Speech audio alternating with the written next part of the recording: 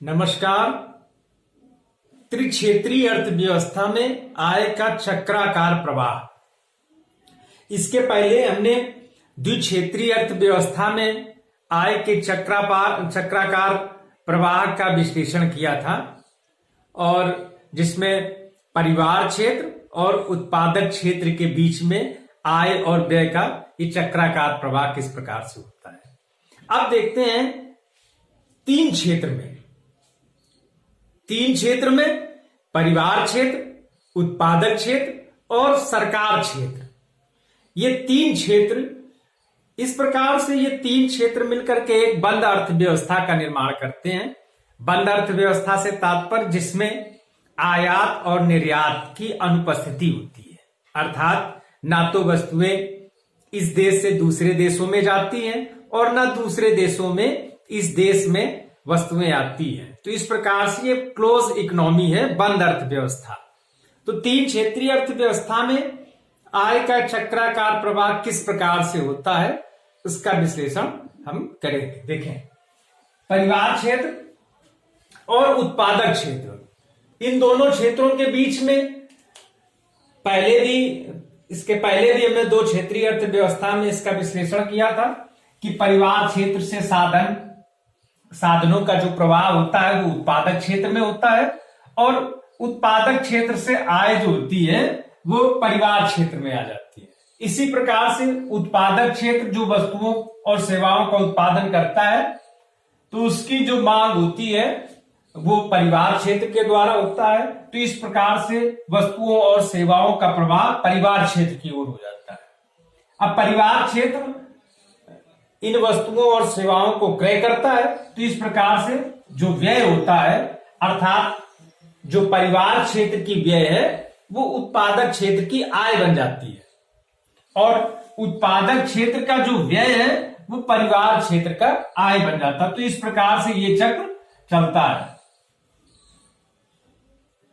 अब एक तीसरा क्षेत्र है सरकारी क्षेत्र, और ये क्षेत्र जो है ये दोनों क्षेत्रों से जुड़ा हुआ है।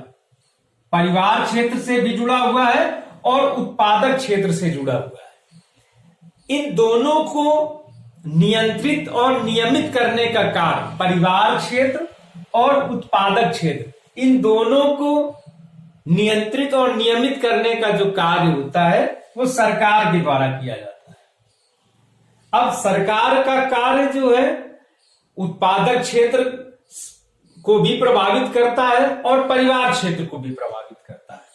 सरकार कर लगाती है, दोनों क्षेत्रों में कर लगाती है। उत्पादक क्षेत्र में भी कर लगाती है और परिवार क्षेत्र में भी कर लगाती है। कर उत्पादक क्षेत्र पर भी कर लगते हैं, प्रत्यक्ष कर, अप्रत्यक्ष कर। इसी प्रकार से परिवार क्षेत्र पर भी करों का आरोपण किया जाता है, प्रत्यक्ष कर और अप्रत्यक्ष कर वस्तुओं और सेवाओं के क्रय पे। तो इस प्रकार से दोनों क्षेत्रों से सरकार आय प्राप्त करती है। ये जो कर है ये परिवार क्षेत्र और उत्पादक क्षेत्र, इन दोनों क्षेत्रों का व्यय है। तो इस प्रकार से सरकार करों के माध्यम से आय एकत्रित करती है। अब चूंकि आय सरकार के पास है करों के माध्यम से, तो सरकार सार्वजनिक व्यय भी करती है। सार्वजनिक व्यय दोनों क्षेत्रों में करती है, उत्पादक क्षेत्र और परिवार क्षेत्र में भी। उत्पादक क्षेत्र में भी सुविधाएं प्रदान करती है, सड़कें बनाती है, पानी की सुविधा, बिजली, सब्सिडी, इस प्रकार से जो है ये सार्वजनिक व्यय के माध्यम से उत्पादक क्षेत्र की सहायता करती है। इसी प्रकार से परिवार क्षेत्र में भी सड़कें बनाई जाती हैं, पानी की व्यवस्था, बिजली की व्यवस्था, स्वास्थ्य सुविधाएं। तो इस प्रकार से सार्वजनिक व्यय सरकार परिवार क्षेत्र पे भी करती है। तो इस प्रकार से तीन क्षेत्रीय अर्थव्यवस्था में परिवार क्षेत्र और उत्पादक क्षेत्र दोनों क्षेत्र सरकार को करों के माध्यम से आय प्रदान करते हैं। ये परिवार क्षेत्र और उत्पादक क्षेत्र का व्यय, और सरकार सार्वजनिक व्यय के माध्यम से परिवार क्षेत्र और उत्पादक क्षेत्र, इन दोनों क्षेत्रों की सहायता करती है। इस प्रकार से 3 क्षेत्रीय अर्थव्यवस्था में आय व्यय का चक्राकार प्रभाव इस प्रकार से चलता है। धन्यवाद।